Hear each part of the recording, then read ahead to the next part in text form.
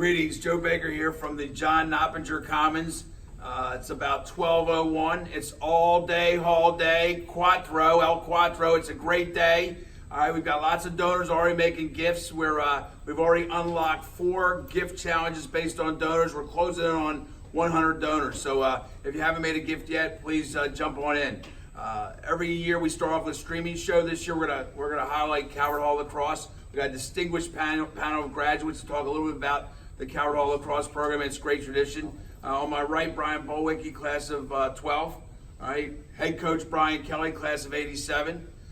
Famed Dave Creighton, class of 88, 78, 68, class of 68. All right, we're stopping right there. Class of 68, and Dan Mulford, class of 2005. So we got a great lineup. Right now, the Cards are undefeated through the regular season, rated number 1 in the nation. So why don't we just start off right there, Brian? Talk about this year so far. It's been a good year so far. Hopefully, we can keep it going. Kids are playing hard, working hard, and just playing as a team. As long as we keep playing as a team and sharing the ball, we'll be all right. What's been the talk a little bit about the preparation, because I just did a little talk tonight about under the hood at Calvert Hall, and really in lacrosse there's a lot of under the hood. Talk about from the day last year ended with a championship. Yep. Talk about what goes from the last championship till this week. It really starts right away in the fall. I mean, in summer they're all playing summer ball, and we play a couple summer events. But it starts in the weight room. Kids start working out. We go out 4 days a week, 6:30 in the morning on Tuesdays and Thursdays, and in the afternoons on Mondays and Wednesdays. And then they get ready to go, and they work hard, and they work on their skill development and everything like that. And then once the season gets rolling, we get going in early February 19th, I usually think it starts, and then we're ready to go. But these kids work their tails off. I mean, they work hard. Right. Then, Brian makes it sound easy. How much hard work is that going? How much work are those guys putting in? I mean, it's really impressive what they do. I mean, thinking about being a player within the program and now looking at what our guys do, I kind of wonder if I would be able to do it as a high schooler. You know, I mean, the amount of time and effort and focus and just how much they're dialed in every single day and really bought into the program is really impressive. It's great. Let's get a little sense of Calvert Hall. We had a great run over many years, last 2 championships in a row, going for a 3-peat. But we've been good for a long, long time, and part of that success way back is Dave Creighton. So Dave, Dave was a great player at Calvert Hall, and a goalkeeper, amazing. Someone played myself many times, amazing player. But talk a little bit about the development of Calvert Hall lacrosse from back when you were here and through when you were coaching and came back to coach again. Well, it's been an amazing story. I mean, when I played here many, many years ago, as you pointed out, wooden sticks, helmets with barely a face mask on them. The kids did not play any lacrosse other than during lacrosse season. And most kids, like myself, when I came here, the first game I saw in lacrosse, I played in lacrosse here. So from that point, now kids play lacrosse all the time. If you get involved in the lacrosse program, you're dedicating and you're giving a good chunk of time up to play lacrosse and represent the school. It's just amazing.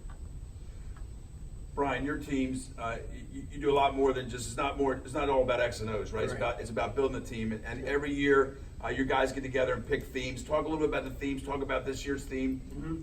Mm-hmm. This year's theme's gratitude. Our theme it's interesting when you were listening to Clemson when they won the national championship this year, Dabo Sweeney talked about joy, the play with joy, but we've been talking about that since 2000, really in 12. I mean, we always talk about, we have it over every wall, play with joy, and you can't play with joy if you're not thankful and have gratitude. So we want each kid to pick something before each game to thank God for, and then that's what they want to play for, and that just takes the pressure off. But our theme's been gratitude and purpose. The kids wanted to talk about purpose, that every player on our team has a specific purpose to help us develop and be the team that we can be. And I think that's been the coolest thing, has been our culture. I think the kids, it's the seniors take care of the underclassmen, the freshmen, the sophomores, all of them. They take them to the weightlifting. There's no like hierarchy where we have the freshmen get the balls or freshmen do this. It's about servant leadership, and that's what I think sets us apart more than anything else. It's the upperclassmen who have passed it down from when Brian was here in 12 all the way through. I mean, can really set the foundation for us. Right. Brian, talk to us a little bit about about your Calvert Hall experience, right? And then transition over to Towson. Great program. You were two-time captain, right? Talk a little about your preparation at Calvert Hall, what you learned at Calvert Hall, what you took to Towson with you. Yeah, it was awesome. I didn't know. I mean, I knew a few people coming into Calvert Hall, but on the lacrosse side, there was just a couple of buddies of mine. So I gravitated towards Calvert Hall with a few of them, and I played JV my freshman year, and I kind of like being, I don't know, it wasn't the low man on the totem pole, but I kind of learned to work a little bit harder. I mean, nothing was really given to me, which is what I wanted, and I kind of just understood that hard work and sacrifice, like Coach Kelly just said, is what's going to get you farther in life, and then making varsity, and then having such a successful career at Calvert Hall, and then capping it off, like, what were we, 17-2? My senior year, winning the championship, and then that just kind of went right into Towson, and Towson was an amazing experience. Had not as much success when I first started, kind of like Calvert Hall, and it was just go back to your roots, work hard, keep faith, and just don't think negatively. And my senior year, my 5th year, we made it to the Final Four, and I mean, it was a fairy tale. Unfortunately, we lost, but we defied all the odds. We shouldn't have been there, and it was just an amazing experience. Talk a little bit more about that Final Four experience. Now, you beat Syracuse, maybe, I think, and then you lost to Ohio State by 1 or something, right? Yeah. To get to the final. But talk about that Final Four experience. Yeah, it was awesome. I think we were unranked coming in. So we had to beat Penn State, who was ranked. They were probably 7th, and then Syracuse was the number 2 seed.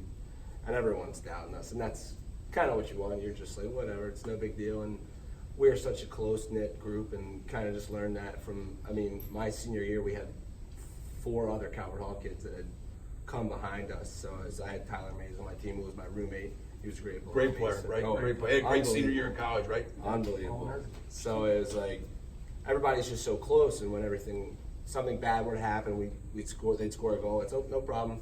We've been here before. Don't worry about it. So it was just such an amazing experience, and I mean, unfortunately, we lost, but I don't regret a single thing about it, and it was an awesome time. Yeah. Oh, good stuff. Good stuff. Creighton, we've had a lot of great players. We might list talk about a few, but like particularly, and this is your field, right? You've made a big contribution here. Calvert Hall has had an amazing string of goalkeepers, right? And we got just you know maybe the guys better, but I just saw Joe McSorley a week ago at Boston U. Yeah. Brandon Warren's doing a great job at Salisbury, right? And Dave Creighton's been a goalie coach for many, many years here. He can still bring it about 95 miles an hour, right? In my dreams.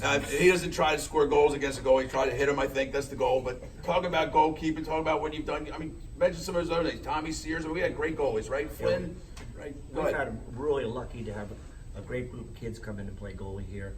They work hard. They are tireless. They take direction, and they just keep on trying to do it better and better and better. They also have the support of the whole team, and we try to work with the goalies. And the goalies, you may have a freshman goalie, and a sophomore goalie, a junior goalie. It's kind of they take their turns and work it through, and it's really a great effort. I mean, the amount of work that they put in, the amount of shots that they take every day is amazing. Good stuff.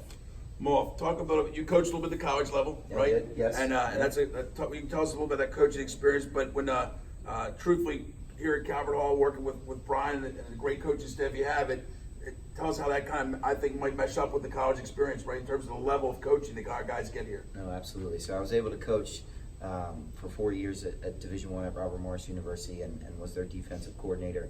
And honestly, just being able to transfer to Calvert Hall. Calvert Hall is really similar to a Division I lacrosse program.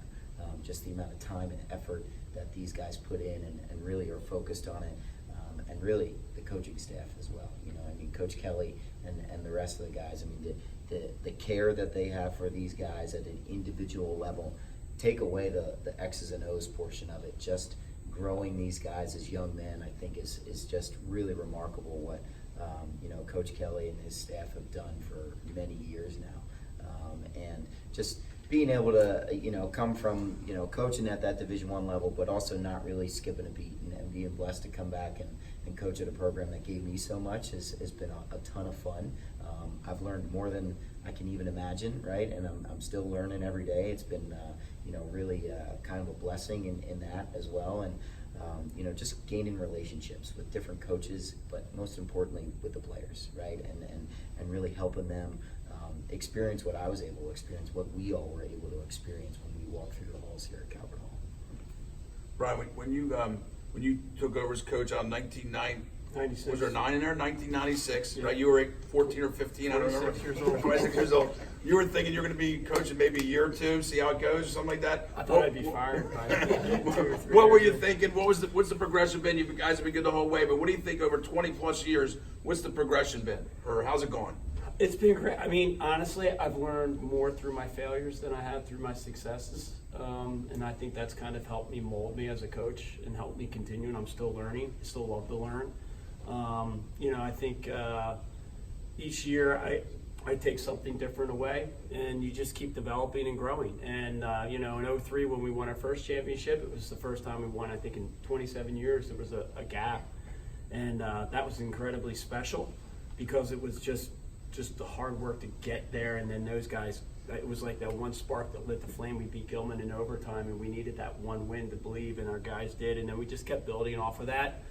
And so, over time, it's just been, as I said, I'm just continuing to learn, and we got great kids that work hard. I think we got a good culture. We got a great school that these kids go, and they're prepared for college. The thing that's the coolest is when you get letters back from college coaches saying how much they love Calvert Hall kids because they don't have to babysit them. They are prepared. They don't fail run tests. They know how to do that, but they also know how to go to school. They also are great in the classroom. They're prepared for the next level, and it's easy. And so it's a win-win for these kids. And when they wear that Calvert Hall helmet, college coaches, they're attracted to them. They want them. That's right. That's good stuff. That's good stuff. Dave, one of the things I remember, being I'm kind of an older guy myself, is that what was pretty back in the day, and I don't know if it happens much more, the famed club teams, Maryland Lacrosse Club, Chesapeake, but of course Mount Washington Wolfpack, what you played for, with an awesome team, if I remember, I believe, right? But they used to play games in the early part of the season against Cornell, Maryland, etc. Right? So you would be going against guys you coached, right? That's right. Yeah, talk a little bit about getting a chance for those guys. I guess they were trying to score on you. I remember one game when you came out to go about 40 yards and took out a Calvert Hall guy, and the helmet went rolling down it. But I'll leave it to you. But talk about playing against your players when you were in the club program. Well, it's an amazing feeling to be able to go out there and you taught this kid a lot. You've taught him everything you know about the particular position or things like that, to be able to kind of turn the tables on him and be able to slowly move up the field against them and make a play is great. Yeah. Those are great games, right? Well, I enjoyed it. Maryland, Cornell. They were awesome. I can remember we used to play on Friday nights down Norris there. Field. Norris Field, Yep. and I'd have the same referees in that game that I had in the high school game 2 hours before, and you had the same referees in there. And I can remember one time Mitch Tulai gave me a hard time, and I said, "Hey, just because we beat you today, stop taking that on Mount Washington. Give us a break here. You're calling too many penalties on us." Yeah, absolutely. Hey, Brian, talk a little bit about a sad time. Dave Huntley was with you, a longtime coach, an outstanding player. His son Kevin played here, and you guys turned something into that with Let's Hunt. Talk about that whole situation and how you made something out of it. Yeah, unfortunately last year in December, Coach Huntley passed away of a heart attack, and it was one of the harder times. He's, one of my closest, if not best friend, that we would talk every day, and just helped me so much as a coach, but more importantly as a man. And the impact that he had, he was a tough guy, but he was a fair guy, and he loved the guys on the team. And I think a lot of guys would come away saying they probably learned more about lacrosse, from Coach. But he also brought levity in life. So when he passed, I always pray about a theme, and sometimes I don't have a theme until right before the season. Sometimes I get it in November. And it just kind of hit me one day. I was at church, and I don't know what it was, but I heard something, and I just said, it should be Let's Hunt. Let's hunt for Dave. Let's get after it. And what Dave always stressed, the number one quality he looked for a Calvert Hall player or for any player is if they were a good teammate. And we define what a good teammate is. A lot of different things. Like tonight, we got a big game. A good teammate goes to bed early. A good teammate eats healthy. A good teammate's gonna come to school prepared, ready to go. That's what good teammates do, so they don't get detention or whatever. And we've continued that tradition on. We have Let's Hunt 18. That was his college number on there. I didn't want people to think we're trying to kill people with Let's Hunt, so I had to turn the 18 on. Nice touch. Little PC, politically correct. But then we also do a tradition now. Every Monday, the players get to pick who wears the practice jersey number 18, and it's totally predicated on who is the best teammate, who is willing to do whatever to help the team. And so I think Hunter Timpson has it this week. Right now, You got it yeah. this week. So every week it's someone different, and it's been good.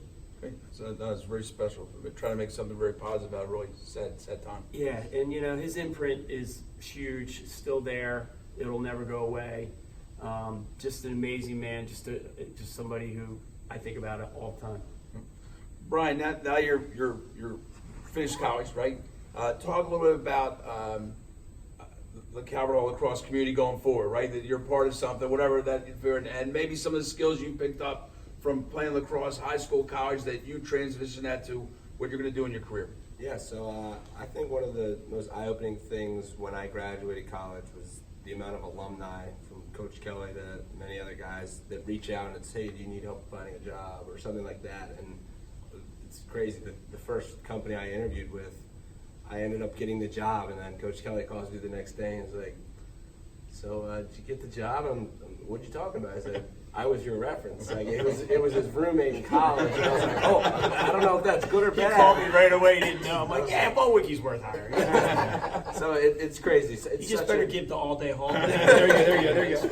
It's such a small, tight-knit community, and it's so cool that now that I'm an alumni, and I look back, and it's like for example, I coached Cole Herbert with a club team of mine, and it's like now he's way bigger than me, way stronger than me, and it's like, wow, I taught that kid one thing, and now look at him, and it's just cool that I can give that little tiny bit to him, and hopefully when they move on, they can give back, and just it's full circle, everything comes together, and it's just a really cool experience to be part of such a tight little community at Calvert Hall. Oh, that's good. All right, I think Brian's going to low key this. So I'm going to go to you, Mulf, because you're the guy in the back with the headset on, et cetera. Give us a warm up for the playoffs. What we got? Give us a little. Tell us about the teams, what they got. I mean, they all got 10 guys. I'm hoping. I don't know, but what do you got for us? What do you think? How's the playoffs going to go? Well, we do know that we're playing the winner of the St. Paul's Loyola game. That's tomorrow, right? I mean, they're both very talented teams. And as we know in sports, I mean, and especially in the MIA, like, we are so blessed to play in the best league in the country. And every one of these coaching staffs, right, are making adjustments, right? And so we know, no matter what team we play, right, regardless of the outcome that we've already played them, they're going to make adjustments, right? And it's going to be a tight game, right? It's going to be a close game. And all the teams that we have an opportunity to play have got skilled players on both ends of the field.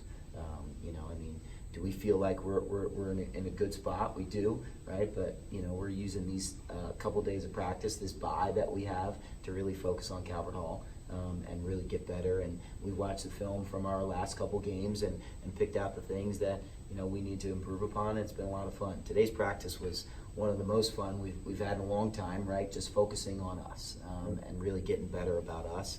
And we look forward to doing that tomorrow. So what are people pulling out of the bag of tricks? Are guys zoning you up? They're playing a 12-man ride. They're bringing 5 guys out. I don't understand. I told them off this earlier in the year. The substitution box is bizarre to me. People just run around for a while, and there's some guys on the field. There's less than 10 guys on the field. And out of the blue, some defenseman stuff's on, right? What's going on? What's in the bag of tricks people are pulling out? What do they got left? I mean, just like we do, you try to throw a bunch of different things to throw some guys off, but we'll see 10-man ride. We'll see zone defense.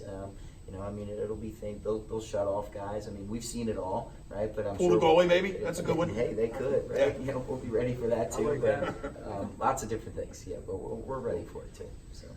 So a lot of tradition at Calvert Hall and lacrosse. So I got to bring back some tradition. I got to ask Dave to talk about it, because I can remember some. Maybe other people can remember some great traditional moments in Calvert Hall history. But I remember, Dave. I remember as the kiddie court, right? I think they graduate mostly in '75. Yes. But in '74, I don't know, we started 8 or 9 sophomores or something like that. Yes, we did. And had an amazing 3-year run. So talk.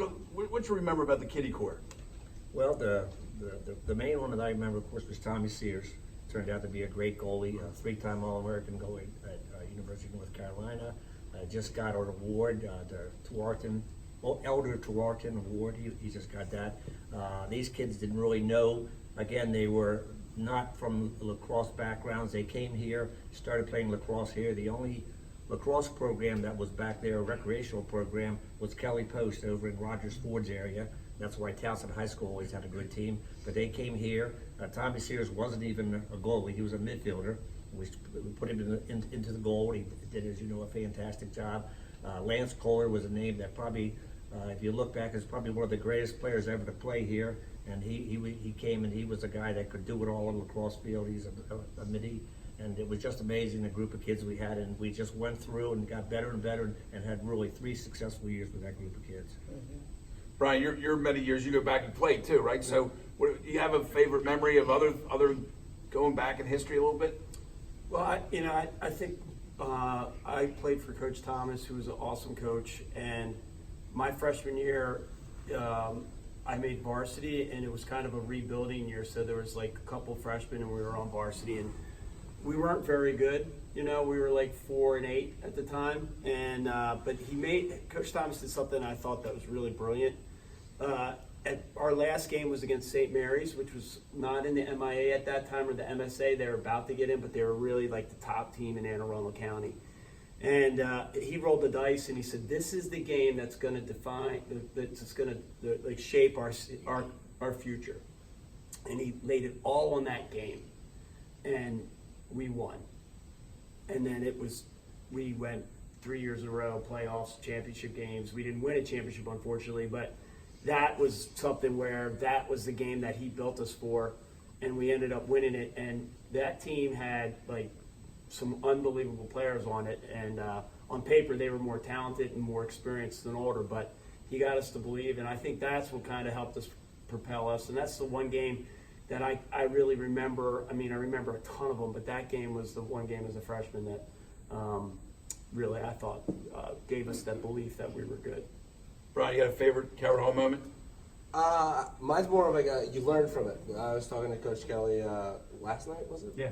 And it was we were probably 8 or 9-0 when we played Conestoga, and it was our first loss of the year. I mean, we were up big, and like we said, we just imploded, and it kind of just like knocked us off our high horse, and it really helped us because we were, it's terrible to say, we were so cocky and we were so confident that when we were up big, it's like, oh, we're the best, blah, blah, blah, and they knocked us down, and then we went on that run. We might have lost one more game, but that's irrelevant. We still won in the end. But it was just, that was the defining moment in our season is, all right, we're not perfect. We need to get back. We need to just get back to our core values and work hard. And like Coach Kelly says, you kind of just got to live from your losses, and you just make the mistakes early in the season, and then it pays off in the end. So I'd definitely say a loss, as weird as that sounds. That loss was probably the most beneficial part of that season. Oh, if I can add to it, we lose the game. We're 10-5. We were winning going in the fourth. They started pressuring us. We fell apart. First thing we do as a coach is we lose the game. We go into the coach's room, and Coach Huntley could be pretty critical. We're all pretty critical of ourselves. And we're like, "Do you think we coached a good game?" We were like, I thought we coached a good game. I thought we were cool. We were calm. We did a good job. Next day, I came in. I asked the kids to write 3 questions on a piece of paper. What were you thinking when the storm hit? And what was it going through their minds? And the overwhelming, only one player came back and had the right answer, but they were all like, the first thing was like, what will social media say? What's the forums going to say? The second thing was like, what we're all, my friends are going to say. But the number one overwhelming thing is like, oh my gosh, what will my parents say? So when they were coming back, they weren't thinking about getting the ground ball or like trying to get that next play. They were thinking about all the other stuff. And so our thing we talk about is focus on the process, not the results. Learned a lot through failure. That's one of the things. We were very result-oriented instead of process-oriented. And I think that was a huge part for us because then we started really focusing on that with this team instead of all the other stuff from that game. And that was a defining moment for us in that game because they were number 1 in the country at the time. And that was probably the most talented team. And, that's just a lot. So when you start thinking of that type of stuff, it puts more pressure on us. And so then we got a lot more free, and we just, I think, pretty much went through everybody after that. It was pretty special, but that was a big moment. Yeah.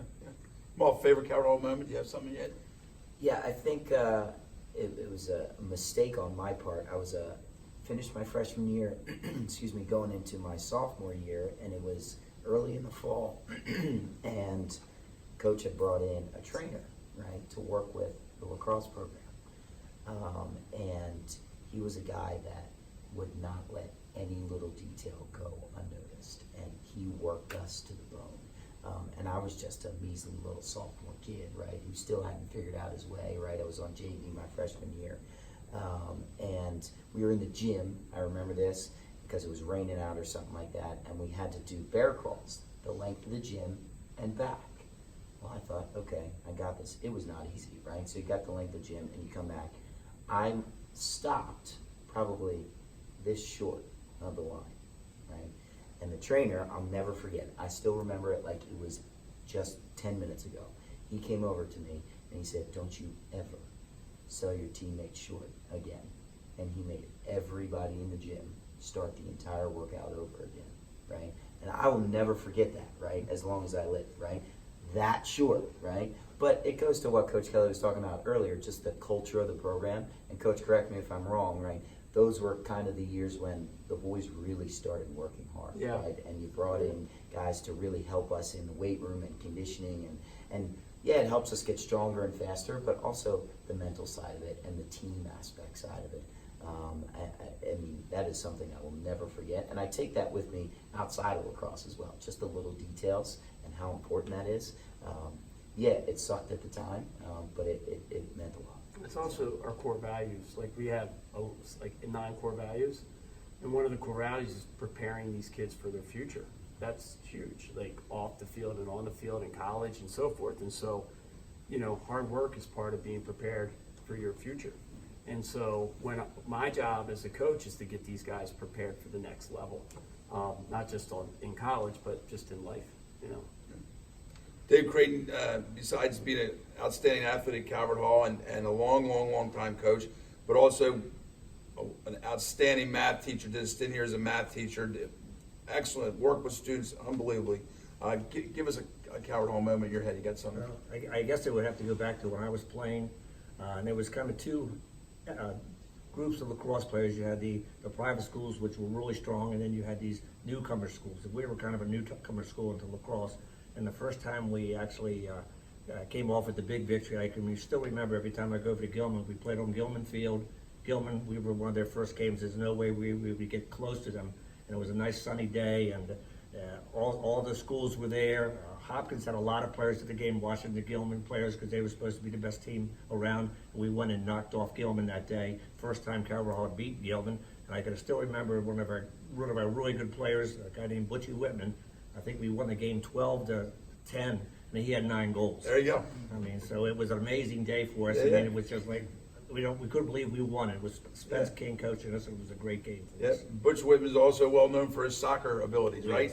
Very good stuff. So a great show. I really appreciate you guys coming out. I think Calvert Hall is very fortunate with a lot of our programs in that. One, I talk about this all the time. You have a great overlapping of the generations, which we're certainly seeing here, and the camaraderie among the guys that play Calvert Hall lacrosse and participate in the art program or soccer program or are in robotics. That connectivity that extends past graduation is unbelievable. And you have people who run those programs, who coach, who teach, who instruct, who are committed to their players, right? And it's about ownership. It's about people taking ownership. So lacrosse epitomizes what we emphasize at Calvert Hall: the overlapping generations, the brotherhood, the instruction, the individual attention to our players and students. So just a great show, and wish the lacrosse team great luck through the playoffs. They got a chance tomorrow to put their feet up while the other teams play a little bit, and put their lounge chairs out. And then next week they'll get after it and hopefully bring home the three-peat. All-day holidays kicked off. We're rolling now. We got about 23 and a half hours left. Call early, call often. We can use your help. Joe Baker signing off.